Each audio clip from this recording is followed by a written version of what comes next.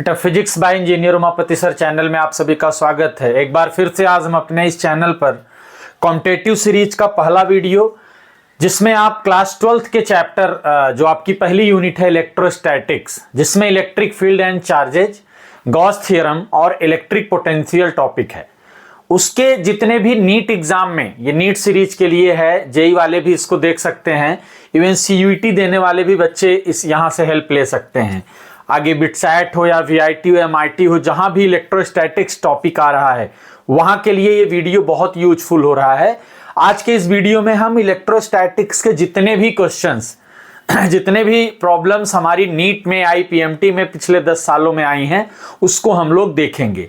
ऐसे ही हम लोग ये 1 बाय 1 वीडियोस में जेई के पीवाईक्यूज देखेंगे, फिर हिट दूसरे भी प्रॉब्लम्स को हम लोग एक एक वीडियोस में देखेंगे। थियरी के लिए हमारा अलग वीडियो होगा, लेकिन न्यूमेरिकल्स के लिए हम इस तरीके की सीरीज बनाएंगे जिसमें 40-50 न्यूमेरिकल्स का एक वीडियो प्रॉब्लम्स रहेंगी, जहां से आपको ज्यादा से ज्यादा न्यूमेरिकल्स करने की हेल्प मिल सके। ठीक है, तो हम चलते हैं। हमारा ये यूनिट है इलेक्ट्रोस्टैटिक्स। इसमें जो आपके टॉपिक्स कवर हो रहे हैं, इलेक्ट्रिक फील्ड एंड चार्जेज यानी Coulomb's law, dipole due to electric field है, उसके बाद फिर पोटेंशियल है, गॉस थ्योरम है, वो सारे टॉपिक कवर हो रहे हैं। ज्यादा टाइम ना वेस्ट करते हैं, हम देखते हैं। हमारा पहला क्वेश्चन है इसमें बेटा, फर्स्ट क्वेश्चन हमारा है, a conducting sphere of radius r is given a charge q, the electric potential and the electric field at the center of the sphere respectively।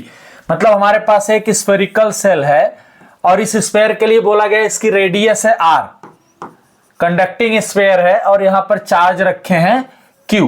तो सबसे पहली बात तो पूछ रहे हैं कि electric field at the centre and electric potential, यानी आपका जो ये ऑप्शंस में गिवन है, पहला पार्ट है इलेक्ट्रिक पोटेंशियल और सेकंड पार्ट है इलेक्ट्रिक फील्ड। यहां से आपको कौन सा ऑप्शन करेक्ट है क्वेश्चन फिर से पढ़िएगा। अ कंडक्टिंग स्फीयर, तो बेटा सबसे पहली बात है सेंटर की बात हो रही है। A conducting sphere of radius R given a charge Q, the electric potential and electric field at the centre of the sphere.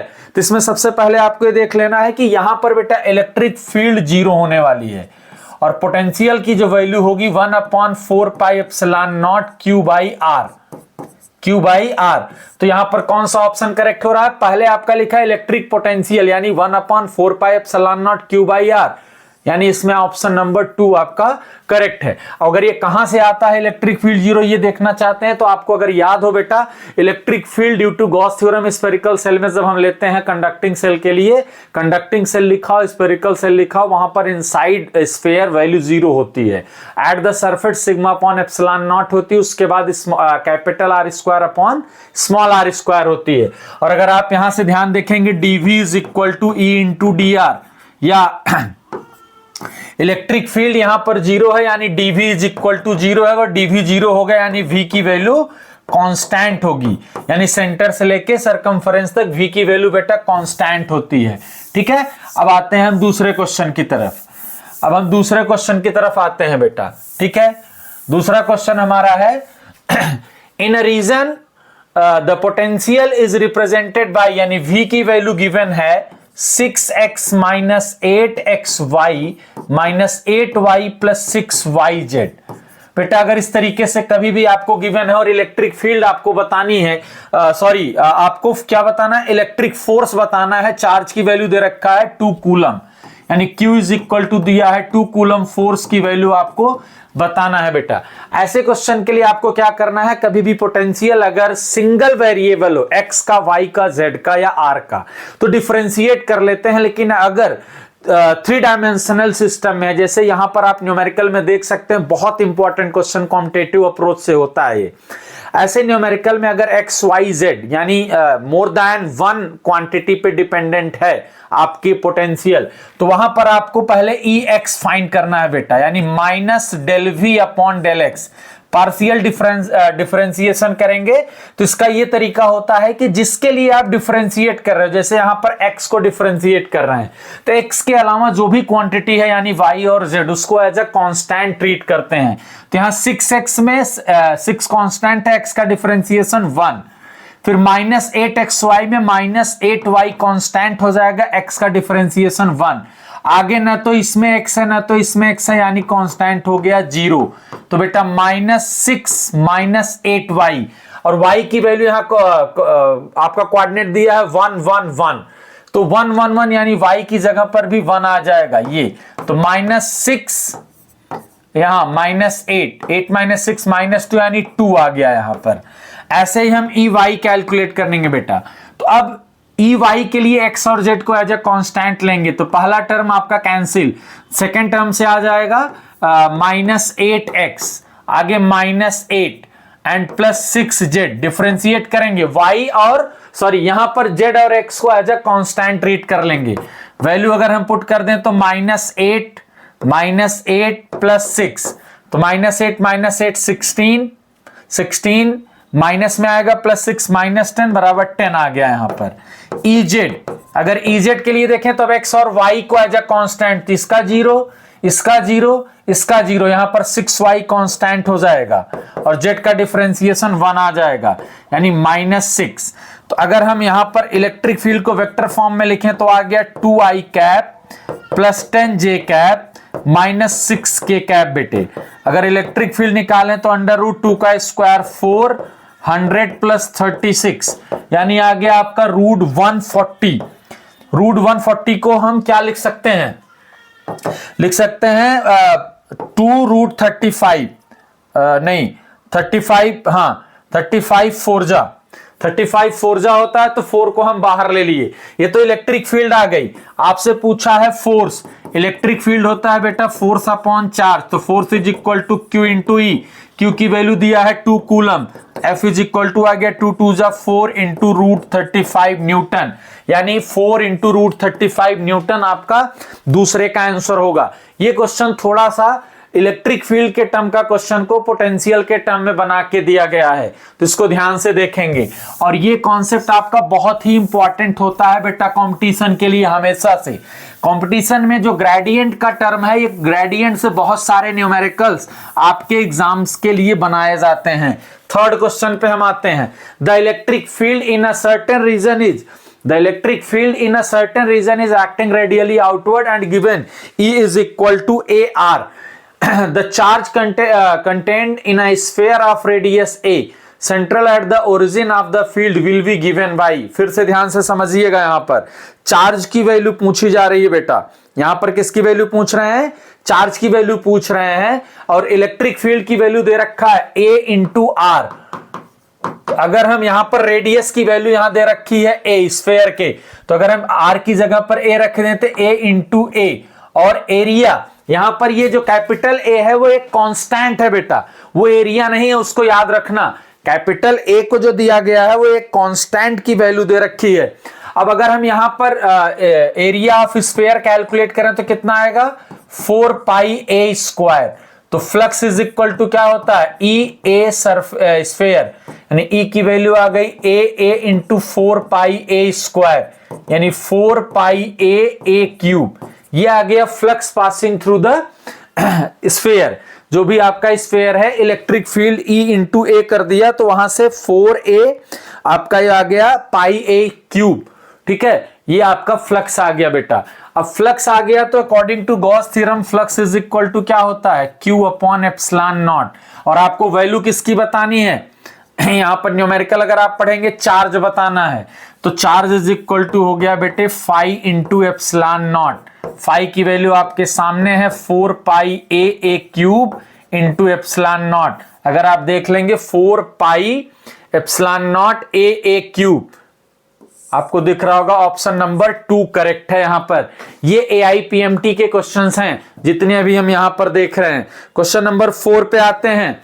अभी थोड़ी देर के पहले ऊपर के ही क्वेश्चंस में हमने डिस्कस किया कि आपका जो ग्रेडियंट वाला टर्म होता है वो बहुत इंपॉर्टेंट होता है। फिर से उसी पे आ गए हम।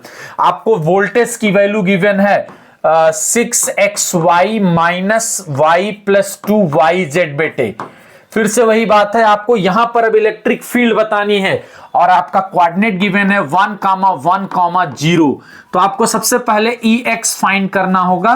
Ex के लिए हम क्या करेंगे minus del V upon del x, यानी यहां पर आपको x एक्सिस के रिस्पेक्ट में डिफरेंशिएट करना है, बाकी की value as a constant treat कर लेना। ये फार्मूला कॉम्पिटिटिव अप्रोच के लिए सबसे ज्यादा इंपॉर्टेंट फार्मूला है इस टॉपिक से। अगर हम एक्स एक्सिस के रिस्पेक्ट में डिफरेंशिएट करें तो यहां 6 और y कांस्टेंट हो गया, x का डिफरेंशिएशन 1, यहां सिर्फ y है तो इसका 0 हो गया, यहां 2yz है तो इसका भी 0 हो गया। यानी प्योर कांस्टेंट अगर होता है तो कांस्टेंट का डिफरेंशिएशन बेटे 0 होता है। अगर हम वैल्यू पुट कर दें y की प्लेस पे 1 है तो 6 इंटू 1 6 यानी -6।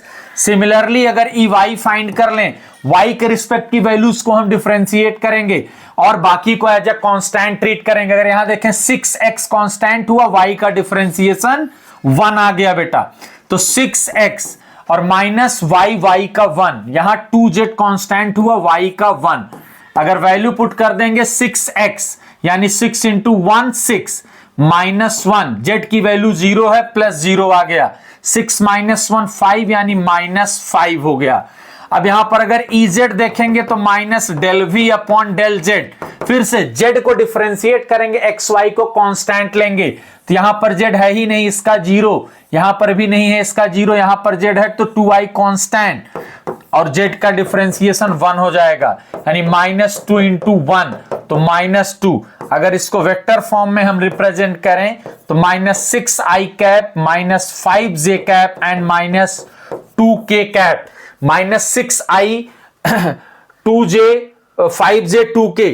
तो यहां पर अगर आप देखेंगे 652 ये दिख रहा है और इन्होंने माइनस को ले लिखा है कॉमन। यानी इस तरीके के न्यूमेरिकल्स बहुत पूछे जाते हैं आपसे एग्जाम में बेटा, ठीक है, हमेशा बहुत ज्यादा पूछते हैं। अब दूसरा क्वेश्चन है क्वेश्चन नंबर 5, नीट 2016।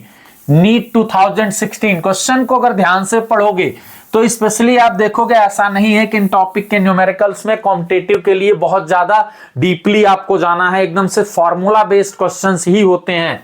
क्वेश्चन आपका है an electric dipole is placed at an angle 30 degree with N electric field intensity given है, एक्सपीरियंस टॉर्क गिवन है, the charge on dipole if the dipole length is this. तो पहले torque का formula होता है P E sin theta और P का value होता है Q into 2L E sin theta. तो Q की वैल्यू हो गई बेटा टाउ अपॉन, कैलकुलेशन एक बार में करना सीखिए, 2L E sin थीटा। अब अगर आप ध्यान से देखें टॉर्क की वैल्यू दे रखा था 4 और पूरा 2L की वैल्यू ये दिया है 2, यानी 2L की जगह 2, वो भी किसमें है, सेंटीमीटर में है, इसको चेंज कर दो -2। इलेक्ट्रिक फील्ड की वैल्यू दे रखा है 2 इंटू 10 की पावर 5 और यहां पर आ गया sin 30। sin 30 की वैल्यू होती 1/2, 2 से 2 कैंसिल, 2 2 जा 4, 2 इंटू 10 की पावर ये आया 3, ऊपर गया -3 कूलम। अगर आप देखोगे तो यहां पर -3 है यानी 2 मिली कूलम, तो ऑप्शन नंबर 4 यहां पर करेक्ट हो गया आपका बेटे, ठीक है।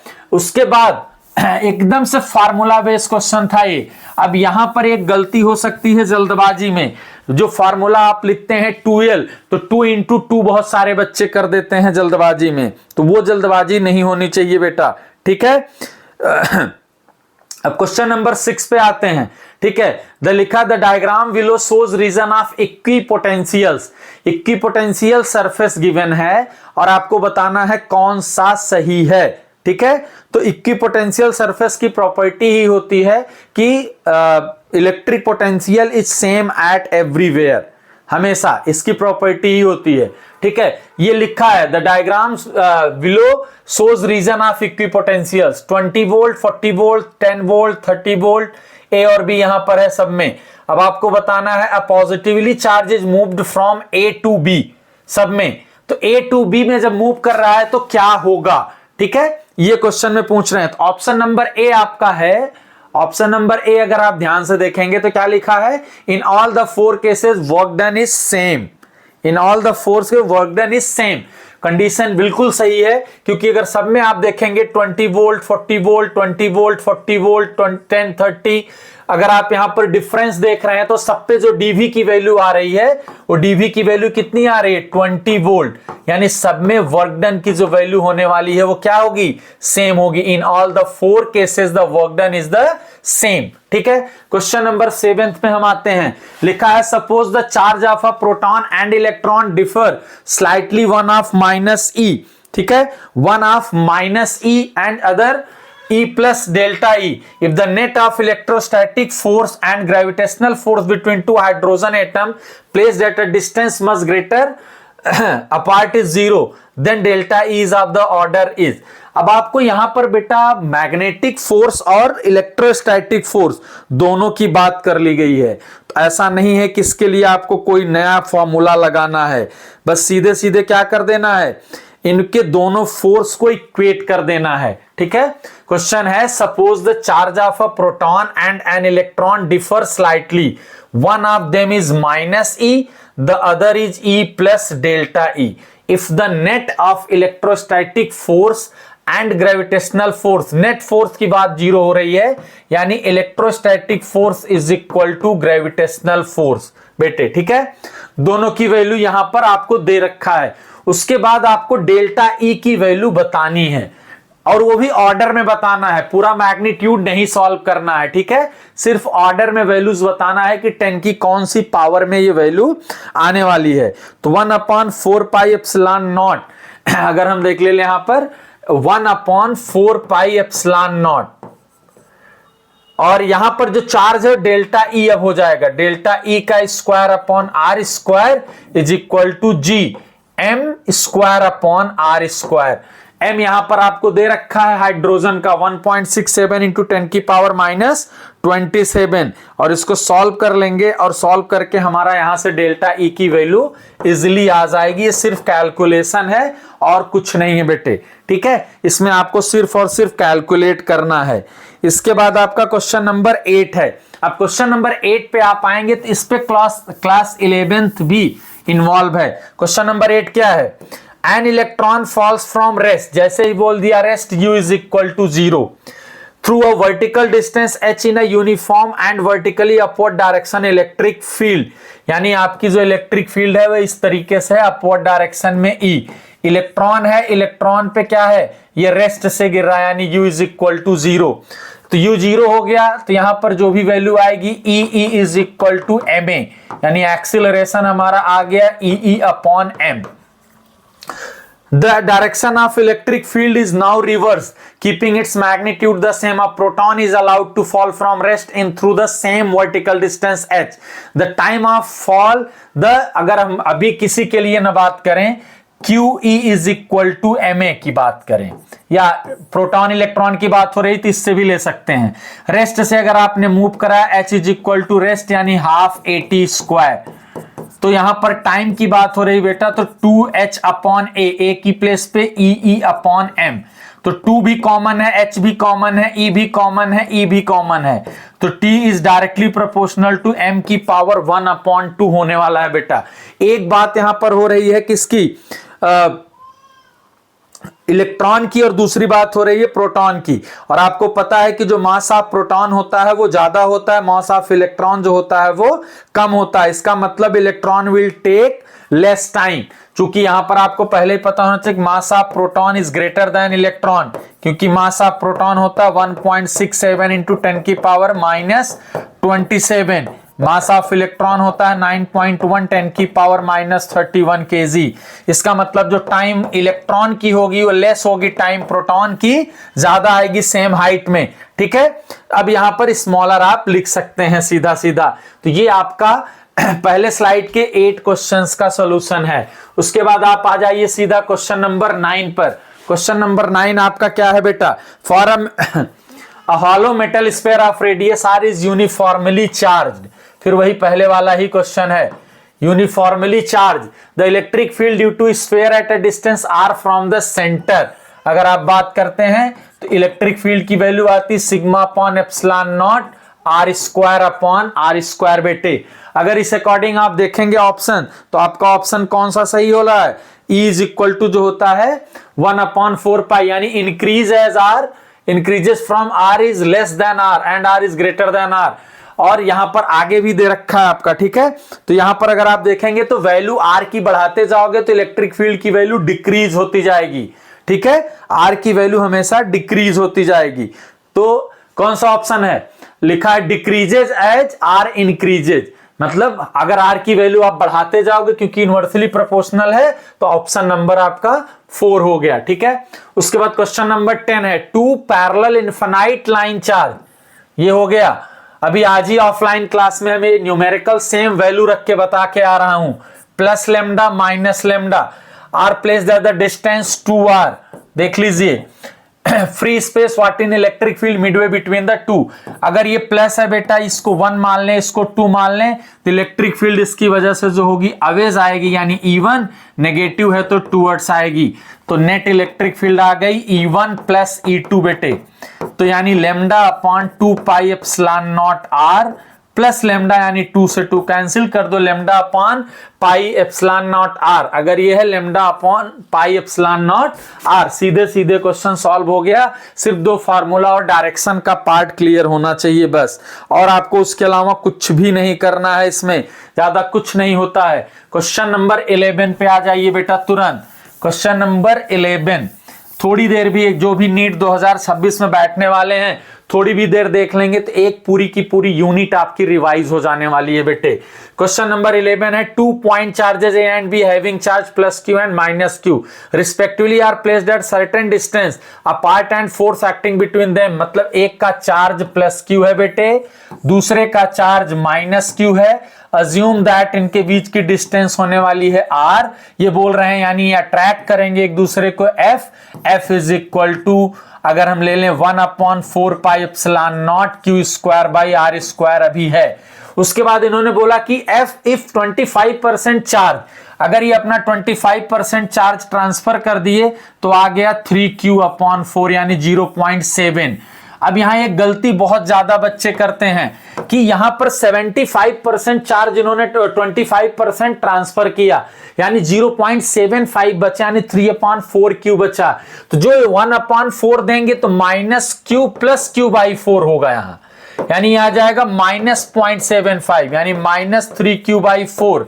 ये गलती यहां पर मत करिएगा कि उसको वहां पर जोड़ देना, तो यहां भी फोर्स अट्रैक्ट ही करेगा। f is equal to 1/4 pi epsilon naught 3 जा 9/16 q square by are square, बेटे 9f/16, f हमने इसलिए लिख लिया कि 1/4 क्यू स्क्वायर बाई आर तो फोर्स ही हुआ, तो 9f/16 हम उसकी प्लेस पर इजिली लिख लिए, यानी 9f/16 आपका आंसर हो गया। ऐसे क्वेश्चंस बोर्ड में कई बार क्वेश्चन पूछा गया है, बस यहां पर आपको क्या ध्यान देना था बेटे, यहां पर यह ध्यान देना था कि एक जो है आपका परसेंट में दे रखा था। ठीक है, क्वेश्चन नंबर 12 पे आ जाइए तुरंत। क्वेश्चन नंबर 12 बहुत आसान है, कई बार तो 12th के बोर्ड एग्जाम में पूछ लिया गया है। स्फीयर इनक्लोज, एक स्फीयर है, इसमें अगर हम एक डाइपोल रख दें, डाइपोल क्या होता है, इक्वल एंड अपोजिट, तो किसी भी डाइपोल के लिए बेटे क्यू नेट की वैल्यू 0 होती है। एक डाइपोल रखें, 1000 डाइपोल रखें, यहां पर डाइपोल की ही बात हो रही है, +10⁻⁻⁶ coulomb. What is the total electric flux, बेटा अगर ये 0 हो गया तो according to Gauss theorem Q net inside the sphere upon epsilon naught, 0/एप्सिलॉन नॉट यानी 0 हो गया। आपका क्वेश्चन ये भी सॉल्व हो गया सीधे सीधे, आपको कुछ भी नहीं करना था। अगला क्वेश्चन है आपका बेटे, A short electric dipole has dipole moment, यानी P की वैल्यू दे रखी है 16 × 10⁻⁹ coulomb metre. The electric potential due to the dipole, R की वैल्यू दिया है फ्रॉम द सेंटर, और आपको एंगल दे रखा है 60 डिग्री। आप एक्सियल इक्वेटोरियल तो पढ़ते ही पढ़ते हो, साथ में ये भी एक फॉर्मूला याद रखिए, एट एनी पॉइंट, जिसको भी ऑफलाइन क्लास या थियोरेटिकल क्लास में पढ़ाया हूं, ये फॉर्मूला लिखा है। पोटेंशियल के लिए एट एनी पॉइंट ये होता है, इलेक्ट्रिक फील्ड के लिए जो फॉर्मूला होता है वो भी यहां पर मैं लिख दे रहा हूं, P/r³ √1 + 3 cos² बेटे। ठीक है, किसी भी एंगल पे फाइंड करना हो, यहां पर cos 60 दे रखा है, तो अगर हमें वैल्यू सॉल्व करना हो बेटे तो 9 × 10⁹, P की वैल्यू दे रखा है 16 × 10⁻⁹ cos 60 होता है बेटे 1/2, R की वैल्यू दिया है 0.6 मीटर, यानी 6 × 10⁻⁻1 का होल स्क्वायर बेटे। ठीक है, इसको सॉल्व कर लोगे तो आपका क्वेश्चन नंबर 13 भी इजिली सॉल्व हो गया। एट एनी पॉइंट का क्वेश्चन था, बस at any sorry, at any point अगर आप कैलकुलेट करेंगे तो यहां से ये क्वेश्चन सॉल्व हो गया। v is equal to 1/4 pi epsilon naught p upon r square से आराम से आपने p cos theta upon r square से सॉल्व कर लिया। क्वेश्चन नंबर 14 बेटे, in a certain region of space with volume 0.2 meter cube, the electric potential is found to 5 volt throughout the magnitude of electric field in this region। बेटे कुछ भी हो, अगर अभी हमने बात की यहां पर लिखा है स्पेस विद इतना, the electric potential is found throughout पूरे पे, अगर यहां पर v की वैल्यू बेटे कांस्टेंट है, सीधी सी बात, तो E इज इक्वल टू होता है माइनस dv बाई dr, और किसी भी कांस्टेंट को डिफरेंशिएट करोगे तो सीधा आपका इलेक्ट्रिक फील्ड जीरो आ गया। उसमें कुछ करना ही नहीं, इसको सॉल्व कभी भी मत करना। कहीं भी कांस्टेंट इलेक्ट्रिक फील्ड दिख गया, इसका मतलब उसकी वैल्यू वहां पर जीरो होने वाली है। उसमें आपको कुछ भी दिमाग नहीं लगाना है, ठीक है, कहीं कुछ नहीं करना है। अगला question, A spherical conductor of radius 10 centimeter has a charge given and distributed uniformly. What is the magnitude electric field at a point इतना from the center of the sphere। तो जब यहां पर spherical conductor की बात हो रही है, 10 सेंटीमीटर हैज अ चार्ज इतना, तो डायरेक्ट आप फार्मूला लगा दीजिए 1/4 pi epsilon naught q square q by are square. सीधे अगर आपका यहां से यहां है, जो फार्मूला आप यहां पर पढ़ते हो sigma upon epsilon naught are square by are square, अगर इसको हम सिग्मा की जगह पर रख दें क्यू अपॉन ए यानी 4 pi R square, epsilon naught are square by are square cancel कर दें, तो इलेक्ट्रिक फील्ड का फार्मूला सीधे सीधे जब आउटर पॉइंट पे लेंगे तो आ गया। क्यू की वैल्यू यहां पर आपको दे रखी है, ये दे रखा है क्यू और ये आर है 15 सेंटीमीटर। आप वैल्यू यहां पर पुट करेंगे और क्वेश्चन नंबर 15 इजीली सॉल्व हो जाएगा बेटा। आपको कुछ भी नहीं करना है क्वेश्चन नंबर 15 में, डायरेक्टली फॉर्मूला लगा देना है। क्वेश्चन नंबर 16 नीट 2020 कोविड वाले साल का है। The electric field at a point on the equatorial plane at a distance r from a dipole moment r। आप खुद ही देख लीजिए, वो कोविड की महामारी वाला समय था तो उसमें इतना आसान खाली फार्मूला क्वेश्चन में पूछ लिया, कुछ दिया ही नहीं, लेकिन इसको गलत होने के चांस बहुत हैं। जो बेटा बच्चा ध्यान से डेरिवेशन नहीं देखा होगा उसके लिए ये प्रॉब्लम होने वाली है। P यहां होता है, अगर आप देखेंगे याद हो तो R, इलेक्ट्रिक फील्ड की वैल्यू इस तरफ होती है यानी P से अपोजिट, तो E तो 1/4 pi epsilon naught P by R cube होगा। लेकिन जैसे ही आप वेक्टर लगाओगे ये नेगेटिव हो जाएगा, क्योंकि इलेक्ट्रिक फील्ड और डाइपोल मोमेंट दोनों अपोजिट डायरेक्शन में हैं। तो आपका जो फार्मूला होगा वो ये आ गया, E is equal to minus P 1/4 pi epsilon naught R cube. ठीक है, क्वेश्चन नंबर 17 पे आ जाइए बेटे। क्वेश्चन नंबर 17 क्या है? क्वेश्चन नंबर 17 में आप पढ़ेंगे the acceleration of an electron due to the mutual attraction electron and proton when they are 1.6 angstrom. तो बेटा याद रखिए, आपका एक इलेक्ट्रॉन है, एक प्रोटॉन है, और यहां पर गिवन है इनके बीच का जो अट्रैक्शन है, क्या लिखा the acceleration of electron due to the mutual attraction between electron and this, distance दे रखा 1.6 एंगस्ट्रॉम। पहले फोर्स निकाल दीजिए, 9 × 10⁹ 1.6 मैग्नीट्यूड लेते हैं चार्ज का, तो दोनों का सेम होगा 1.6 10⁻⁻10 का होल स्क्वायर। और किसका एक्सीलरेशन बताना है आपको? द एक्सीलरेशन ऑफ इलेक्ट्रॉन यानी me × a। तो a इज इक्वल टू जो f आपका आएगा अपॉन 9.1 10⁻31 कर देंगे और हमारा एक्सीलरेशन इजीली सॉल्व हो जाएगा बेटा। ठीक है, अगर आप अब थोड़ा सा इसको ध्यान से देखेंगे बेटा, अगर अब आप अगला क्वेश्चन पे आएंगे, अगला क्वेश्चन क्या है हमारा? एक मिनट,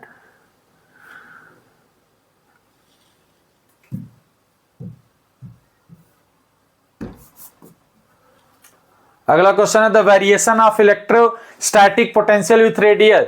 ये क्वेश्चन दिख नहीं रहा है, थोड़ा अगले पे हम आ जाते हैं। ठीक है, क्वेश्चन नंबर 3, हाँ ये यहां पर दे रखा है ग्राफ, किसमें कौन सा वेरिएशन है, क्वेश्चन नंबर 18 में जो है। तो पोटेंशियल की बात अगर हम करें बेटा, तो सेंटर से लेके और सरकमफ्रेंस तक तो कांस्टेंट होता है, तो किसमें कांस्टेंट है, सीधे दिख गया, कुछ करना ही नहीं है, ऑप्शन नंबर 2 करेक्ट हो गया। कुछ भी नहीं करना है क्योंकि वहीं पर सेंटर से और सरकमफ्रेंस तक कांस्टेंट होता है, उसके अलावा किसी में कांस्टेंट नहीं होता है बेटे, ठीक है। अब क्वेश्चन नंबर 19 पे आ जाइए। क्वेश्चन नंबर 19 क्या है, a dipole is placed in an electric field as shown in which direction will it move. एक इलेक्ट्रिक फील्ड है इधर से इधर और ये डाइपोल है हमारा। अब आपसे पूछ रहे हैं कि डाइपोल किधर मूव करेगा, तो सबसे पहले बेटे डाइपोल इलेक्ट्रिक फील्ड में प्लेस्ड है, ठीक है।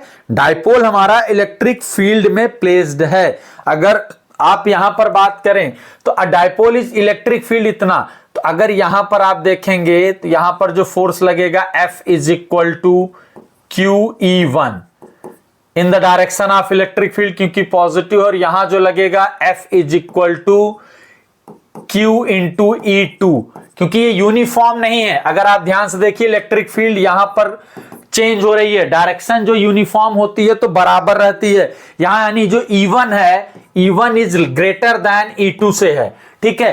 तो अगर आप ध्यान से देखें दोनों अपोजिट में है, मैग्नीट्यूड सेम आ रहा है, ठीक है, मैग्नीट्यूड इनका सेम आ रहा है लेकिन दोनों अपोजिट में है। तो अगर आप ध्यान से देखेंगे बेटा तो ज्यादा कौन सा हो जाएगा, जो E1 है ये ज्यादा फोर्स हो जाएगा, कम रहेगा, तो जिधर ज्यादा है उधर ही मूव करेगा। यानी जो ये फोर्स है F is equal to QE1, यानी राइट साइड का फोर्स ज्यादा आने वाला है, तो किधर मूव करेगा, टूवर्ड्स लेफ्ट, ये तो गलत हो गया, टूवर्ड्स द राइट ये भी गलत है, towards the right at its potential energy will decreases, towards the right at potential energy will increases.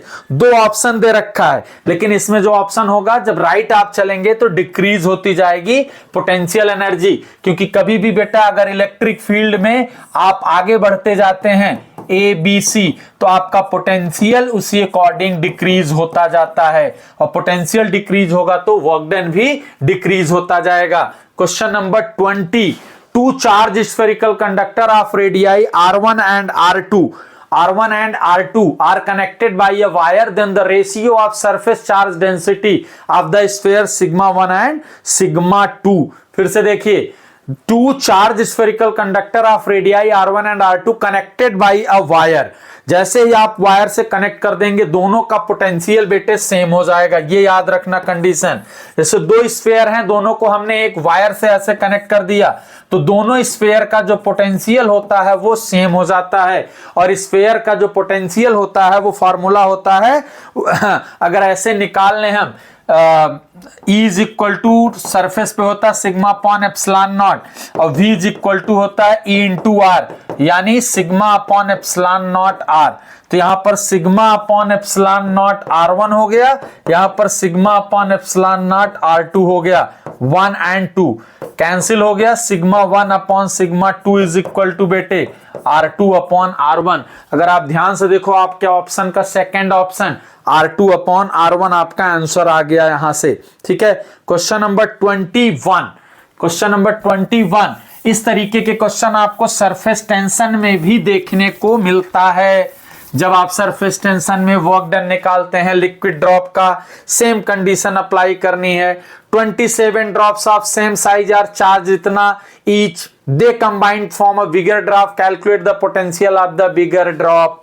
एक का दिया है मतलब 27 आपके पास छोटे ड्रॉप्स हैं, उनका आपका पोटेंशियल दे रखा है, और आपको निकालना किसका है कि एक बड़े ड्रॉप का पोटेंशियल कितना होगा। तो अगर आप ध्यान से देखें तो 27 का वॉल्यूम अगर ले लें 4/3 पाई आर क्यूब, जब मिलके एक बना तो उनका वॉल्यूम सेम होगा, कैंसिल हो गया, स्क्वायर रूट लिए 3r इज इक्वल टू बेटे r हो गया सीधे सीधे। अब आपको दिया है कि जो 27 ड्रॉप्स हैं सेम साइज के, सबका पोटेंशियल 1 by 1 अगर देखेंगे तो कितना है 220 हैं, कितने हैं 220 होने वाले हैं, ठीक है। एक का अगर आप देख लेंगे तो KQ/R होता है, ठीक है। अगर हम पहली केस के लिए वोल्टेज ले लें तो कितना है 1/4 पाई एप्सिलॉन नॉट Q1/R, और V2 बड़े वाले का ले लें तो 1/4 पाई एप्सिलॉन नॉट Q2/R। बेटे अगर हम यहां से V2/V1 ले लें तो ये कैंसिल हो जाएगा, Q2/R Q1 अपॉन R की वैल्यू यहां से अगर हम रख दें Q2R, यहां से 3Q1, 3R, यहां से R cancel, Q2 upon 3Q1, ठीक है, Q2 अपॉन 3Q1 की वैल्यू आ गई। और अगर आप देखें यहां पर तो आपको पता चल जाएगा एक का चार्ज जो है Q2 जो क्या है, Q1 एक चार्ज है और Q2 जो आपका होने वाला है वो 27 मिल के बन रहे हैं, तो यहां पर 27Q आ जाएगा और यहां 3Q आ गया, कैंसिल, 3 9 जा, यानी V2 is equal to 9V1, तो 9 इंटू बेटे 220, यानी 9 0 9 18 18 90 9 1980 वोल्ट आ गया। यहां मैं एक कंफ्यूजन दूर करूंगा, जैसे एक ड्रॉप का था, ऐसे ऐसे 27 ड्रॉप हमारे पास थे, ठीक है। एक का वोल्टेज V1 है, एक का चार्ज Q है। अब जो मिल के बना तो इसका वोल्टेज V2 है और इसका चार्ज Q2 है, जो कि 27Q के इक्वल आ जाएगा। तो हमने एक का निकाला और 27 का निकाला और उनको डिवाइड करके वैल्यू फाइंड कर ली यहां पर, ठीक है। ऐसे क्वेश्चंस बहुत मिलते हैं क्योंकि ये आपको क्लास 11 सरफेस टेंशन में भी सेम टाइप के न्यूमेरिकल्स कई बार इजीली मिल जाते हैं बेटा, और बहुत ज्यादा मेहनत भी नहीं लगती है। अब 22 पे अगर हम आ जाएं, आपका डायरेक्ट क्वेश्चन है the angle between electric line of force and the equipotential surface is. तो आपको पता होना चाहिए कि इक्विपोटेंशियल सरफेस और इलेक्ट्रिक लाइन ऑफ फोर्स दोनों के बीच में जो एंगल बनता है बेटा, इट इज ऑलवेज परपेंडिकुलर। आप अगर ध्यान से देखेंगे E is equal to minus dV by dr, तो E dot dr both are vector quantity is equal to minus dV की पोटेंशियल के लिए dV 0 होता है, यानी E डॉट dr 0 है, तो यानी E is perpendicular to dr। इसका मतलब अगर जैसे ये सरफेस है A है और ये B है, इनके बीच की डिस्टेंस dr है, अगर कोई इलेक्ट्रिक फील्ड लाइन dr से परपेंडिकुलर है तो इस सरफेस से भी परपेंडिकुलर होगी, यानी थीटा की वैल्यू आ गई बेटे 90 डिग्री। उसके बाद आपका क्वेश्चन नंबर 23 है, it is electric dipole at the 2 point charges minus Q and plus Q are placed at a distance of L shown in the figure. The magnitude of electric field intensity at a distance R is greater than L, यानी आप कहीं पर भी इस तरीके से ले लें तो बेटे इलेक्ट्रिक फील्ड ये डाइपोल एक्सियल केस पे हो गया या इक्वेटोरियल पे भी हो सकता है, तो 2p अपॉन R क्यूब। तो यहां पर R क्यूब की प्लेस पे क्या है, कैपिटल R है बेटे, तो 23rd में आपका कौन सा ऑप्शन आ जाएगा, सीधे सीधे आपको दिख गया ऑप्शन नंबर 1। उसके बाद आपका है क्वेश्चन नंबर 24 बेटे, दिया है 6 चार्जेज यहां पर फिक्स है, corners of hexagon side D, the work done in bringing Q0 from to the centre from infinity. तो ऐसे क्वेश्चन में आपको जहां से निकालना V निकाल दीजिए, 1 upon 4 pi epsilon naught, R भी कॉमन कर लो, 1 2 3 पॉजिटिव 3 नेगेटिव, यानी plus Q plus Q plus Q minus Q minus Q minus Q is equal to 0 आ गया, और work done is equal to Q0 into V, तो वो भी 0 आ जाएगा, यानी कितना वर्क डन हुआ, 0 हो गया। क्वेश्चन नंबर बेटा 25, N electric dipole is placed at an angle 30 degree, आपको सीधे दे रखा है 30 डिग्री एंगल, ऐसा क्वेश्चन पहले भी आ चुका है नीट में, 30 degree with the electric field intensity दे रखी है, टॉर्क दे रखा है, पहले भी हम लोग सेम क्वेश्चन कर चुके हैं, और ये क्वेश्चन पहले भी सेम टू सेम AIPMT में आया था, जिसको अभी हमने सॉल्व किया 2 मिली कूलम आया था, ठीक है। उसके बाद हम आगे बढ़ते हैं, हमारा question number 26, integration E dot ds is equal to 0 over a surface. आप अगर समझ लें किसी भी क्वेश्चन में E डॉट ds का मतलब हमारा क्या हो गया बेटे, इलेक्ट्रिक फ्लक्स। अच्छा, इलेक्ट्रिक फ्लक्स 0 कब होगा, जैसे मान लिया A के सरफेस है, अगर यहां पर 2 इलेक्ट्रिक फील्ड लाइंस आ रही हैं और 2 इलेक्ट्रिक फील्ड लाइंस बाहर जा रही हैं, तो इस कंडीशन में इसका net electric field lines incoming outgoing क्या हो गया, 0, यानी अगर ये इसका फ्लक्स इनकमिंग है आउटगोइंग है तो यहां 0 हो गया, तो the number of flux line entering the surface must be equal to the number of flux leaving, तभी E डॉट ds यानी तभी फ्लक्स 0 होगा, या Q नेट 0 करें हम।